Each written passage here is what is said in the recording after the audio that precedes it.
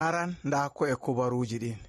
Ardiɗo lesdi Nigeria Bola Ahmed Tinubu holli seyo dow nasaraku ngu soje en lesdi ndin keɓata dow saggarle en nder balɗe ɗo. Jango alat 15 lewru Septemba to jam nebbam petur iga kompaniwa sakkowa nebbam petur jam Dangote fuɗɗan hutinirego ha lesdi Nigeria. Nonnon bo on nanan ardinoɗo hukumaji hakkilankirento lesdi Saudiya tiggama duuɓi 20. Jotta bo nda kubaruji ɗin ɗi fumaji. Ardiɗo lesdi Nigeria Bola Ahmed Tinubu holli seyo dow nasaraku ngu soje en lesdi ndin keɓi ha tilfuki saggarle en balɗe ɗo ha gallure woylahirna lesdi Nigeria, hawtade be tabbitingo soje en majum wallinde gomnati mako ndeni fu. Tinubu hellani ardungal soje en lesdi ndin be hukumaji police sirru be ma soje en lesdi ndin fu dow tiiɗal ngal ɓe ngaɗi ha hokkiɓe nasaraku ngun. Kubarwol manore Tinubu wurtinama on ha nder andinore nde ballowo ardiɗo lesdi dow ko larani cakol kubaruji Mustabayo Ananuga waɗani jungo. Tinubu wi nasaraku ngu soje en lesdi ndin keɓi dow saggarle en majum holli tabbitinango lesdi Nigeria jonde jam be de'ende ɓurai sembe soje en lesdi ndin.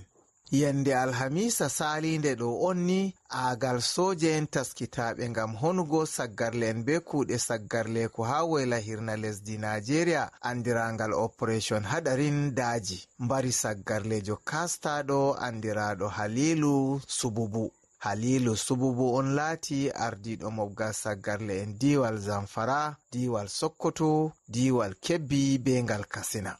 Ha fahin soje en keɓi nasaraku mbaruki saggarlejo kastaɗo andiraɗo Sani wala birki ha diwal Katsina. Nonnon bo soje en majum sankiti sangere saggarle en ha diwal Kaduna. Ha ton bo ɓe tetini fukaraɓe 13 ɓe saggarle en nangino ngam ceede. Nasaraku soje en dow saggarle en ɓawo ɗo heɓama on ɓawo Tinubu umri ardungal soje en lesdi ndin egga iga Abuja kota Sokoto ha seito jonde jam be de'ende lortani woylahirna lesdi Nigeria. Ɓawo yaruki ngilla ha birniwol Maiduguri lamorde diwal Borno yande Salasa ngam yi'anki gite muɗum ɗuɗoral bononda ka faccam waddi ha ton. Yende Jumɓare bo ballo ardiɗo lesdi Nigeria Alhaji Kashim Shettima yari ngilla ha diwal Niger ngam yi'anki gite muɗum bononda ka faccam be saggarle en gaddani ummatore diwal Niger majum. Yilluki nokkuje ɗen laati dow anniya ngam tabbitingo ɓe masibo faccam be soyderen to shafi ha lesdi Nigeria fu keɓi wallinde gomnati.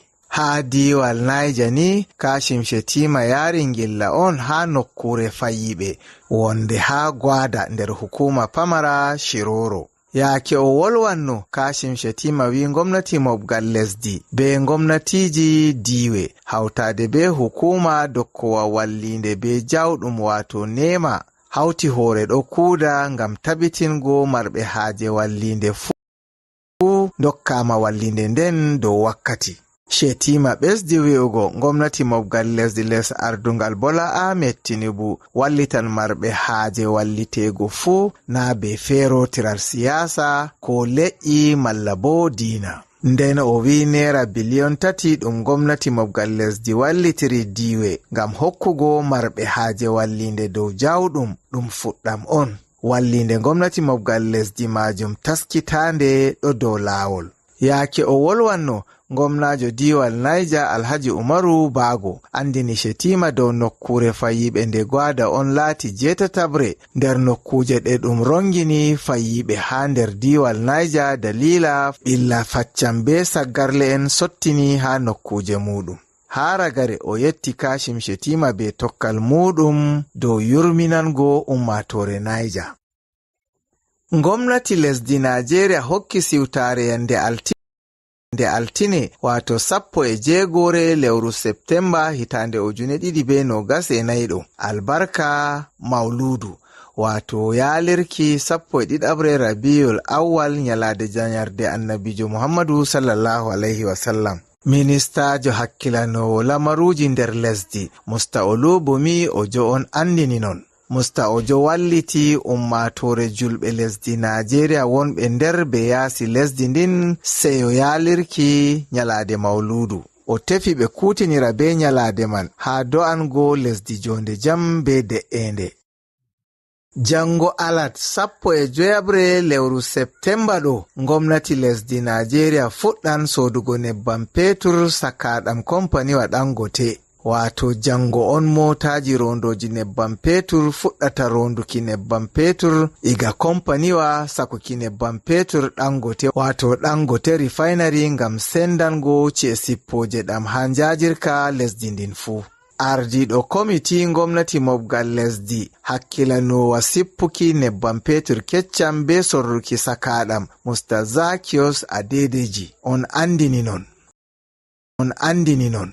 Musta Zakios vi ha yake jango 15 lewru ɗo on ɗum fuɗɗata hosugo sakaɗam iga Dangote refinery. Yande go'ore lewru Oktoba darotondu on Dangote refinery bo fuɗɗata jaɓugo nebbam petur keccam ko hewti e tirgel wato barel 385 nde weeti fu iga kompaniwa nebbam petur maral gomnati mobgal lesdi wato Nigerian National Petroleum Company Limited NNPCL. Coggu keccam be sakaɗam fu bo waɗete on be ceede Najeriya wato naira. Hunde bo nde maskiɓe dow ko larani faggudu mbi ɓamtan daraja naira majum.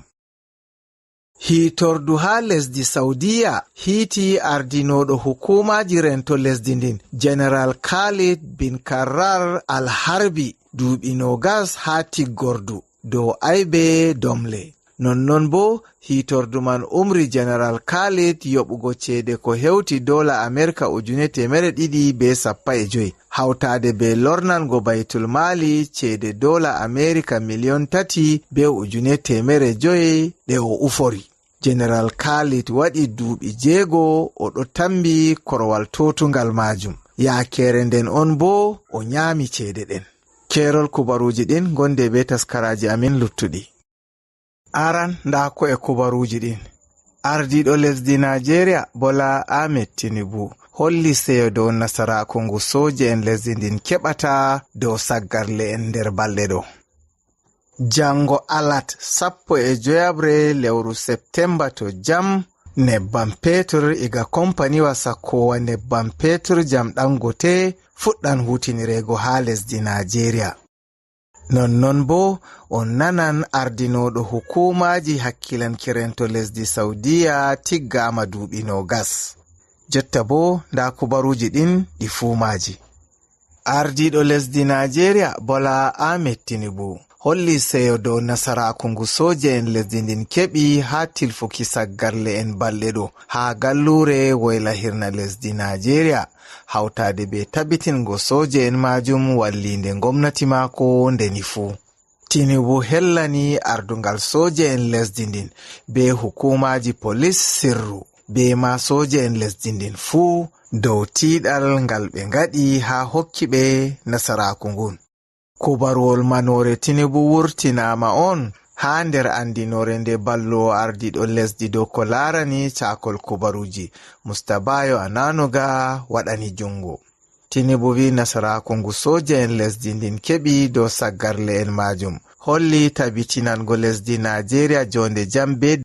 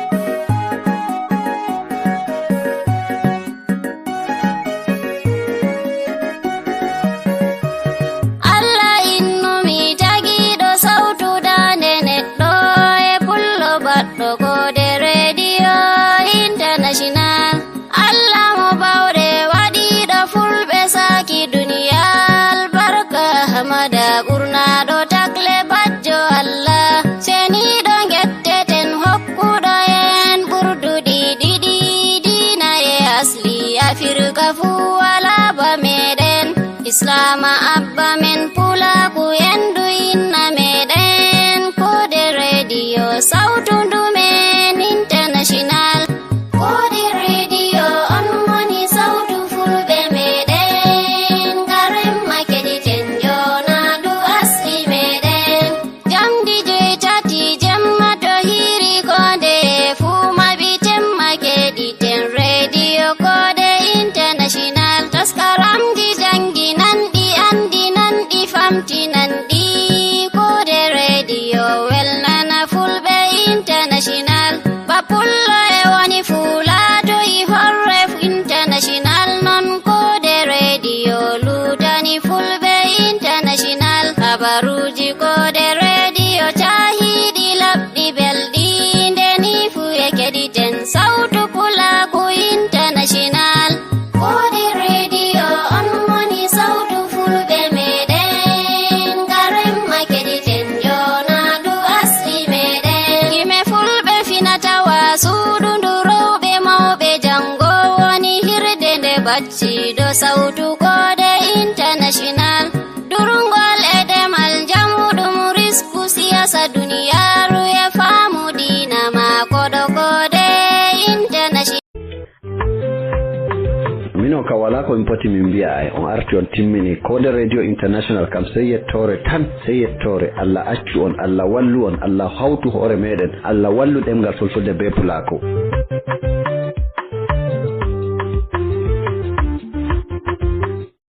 daruki ɓillaji e saɗirma ɗum ummatore wontiri ha leydi Nigeria. Non dereken ha leydi Nigeria kamɓe fu e ɓillaji ɗi ɓe gidata. Kanjum waɗi kuɓɓirle Last Family Network enanta Waniltu Academy for Training and Facilitating kawti hoore ngam wallitiki dereken dow ɓe heɓa ko ɓe doggitira gurdam maɓɓe e majum. Ha ɓe subti dereken woɓɓe feere hakkunde rewɓe e worɓe ngam wallita ɓe holla ɓe laabi filu feere feere ha ɓawo ni las walliti dereken rewɓe e worɓe ngam wallitiki koye maɓɓe. Non bo joni fu las man lorti ngam wallita dereken man be filu feere feere nder man ha be ko laari ndurgol e surgi mallum en modiɓe en tedduɓe dow ko laarani fiiji ndemri e durgol jamanu. Sa'i fuɗɗuki lamar man heɓi yalirki ɗuɗɓe nder ummatore ha diwal Adamawa ko larini lamlamɓe e ma ardiɓe ha gwamnati diwal ngol. Alhaji Ahmadu Hamman Ciroma Jimeta ɗammaje Adamawa o heɓi o yaliri moftorde nde ha o nodditiri do dereken ɓe joga filu ngu juuɗe ɗiɗɗiɗi. To derken jotta kam on laari no ɓe ɗo waɗa minen on mi hittata Nigeria so gam may o heɓi nde lila pat on joga boɗɗum on teddina Allah vallu en Allah waɗu bo en hisna yimɓe amin so komi yetti Allah jaabo. Sauro gwamna do diwal Adamawa Dr. Malam Adamu Ba Bikkon kanko ma o heɓi o yaliri lamarka ha o nodditiri dereken man to ɓe dara darnde sotto ɓe holla tiɗal ngam ɓe wawa filungu. Handi goɗɗo joga kuje nayi bo o a anda ɗume on a yiɗi to a hefti nda ko a mari haaje ha gurdam ma ko ha ngendam ma kanjon a laata a muyɗo. ɓawo a laati a muyɗo bo dole a joga gonga. ɓawo a laati a jogi gonga bo a laata aɗo tiiɗini ko a ardini man. to a jogi ɗi guda nayyi ko ɗume fu yahan ngam man to a wi hande ɓe eltima nden dabbawa a hokkama man ngam ɓe wi ɓe taran ha mawɓe ɓe torana ɓe be iman. to ɓe tori ɓe wari ɓe hokki goɗɗo mbewa man dow o muña se to rimi o waɗa haajeji mako o hoosi dada walde man weeti o tori nayi o lorti babuji nani ngam man komin ƴewnitirta ɓe kanji on ɓe jooɗa ɓe numa ɓe juttina to goɗɗo muñi jotta yeeso seɗɗa ɗo no heɓan gurdam ma ko woɗa ngam man ko ɗume on fe to goɗɗo muñi nden bo joga deydey ko ɓe eltorama ɗo ɓe joga ɗum be juuɗe ɗiɗɗiɗi ɓe laata bo himɓe gonga ɓe joga amana deydey bana ko ɓe yeccama. Alhaji Muhammadu Sani Jada ardiɗo Last Family Network o wanginini kode sabbam moftorde nde. To min mofti derke'en ngam min wanna ɓe fito musamman ko larani durngol dabbaji amma ha yeɓre ɗo min ekkitinan ɓe dabbaji famari takanas ma mbewa mi yiɗi min ekkitina ɓe ɓe anda yimɓe ɗin ɗara mbewa ɗumi on mbewa no ɓe waɗata ɓe mbewa ɗume ɓe wawata ɓe heɓa ha ɓandu mbewa no ɓe durirta nga no ɓe ñawdirta nga no ɓe hakkanirta nga nden noyi ɓe sorata nga ɓe heɓa bote maga. Alhaji Muhammad Bajawro latiɗo hakimijo Jimeta bo kanko wakkili mo Allah ɓangi daraja moɗum lamiɗo Adamawa Alhaji Dr. Muhammadu Barkindo Aliyu Mustapha ha sa'i lamarka o wi ko ɓeddi foɗuki hakkilo mako laruki rewɓe ɗo nder lamarka ngam rewɓe mari enɗam masin. ko ɓuri am foɗugo hakkilo ni mi laari rewɓe ɗo toton rewɓe ɓe ballitita ngam andi rewɓe wawi jogo amana masin e nden bo inchallah to ni ha nde ko ɓe mbiman tabiti nafan men nafan lesdi men ma gaba daya ha ɓawo ni laasu wami wamarde mbotka dow ko laarani wallitirki ema ekkitingo dereken rewɓe e worɓe filu feere feere ha ɗuɓɓe ekkiti ko laarani morɗi ñoogol sañugo kuuɗe kafinta makaniki e luttuɗi goɗɗi kuuɗe feere feere non hikka bo ɓe wi las ɓeddi be ko laarani ndurgol be'i ɗum jamanu nder lebbi jeego a fuɗɗira e be'i ɗiɗi be bawɗe jawmirawo a heɓa be'i ko hewti 60 awal bobbo kubaruji koɗe daga yola diwal Adamawa leydi Nigeria.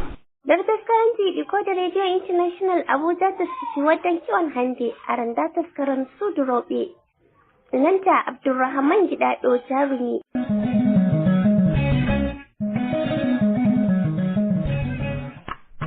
Editoɓe assalamu alaikum miɗo gondi be Dada Sare a alasede no indema. Assalamu alaikum indian Hajiya Amina.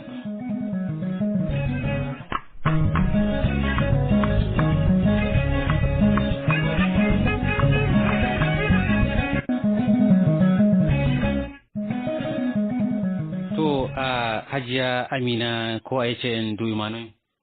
Duɓiyan 56.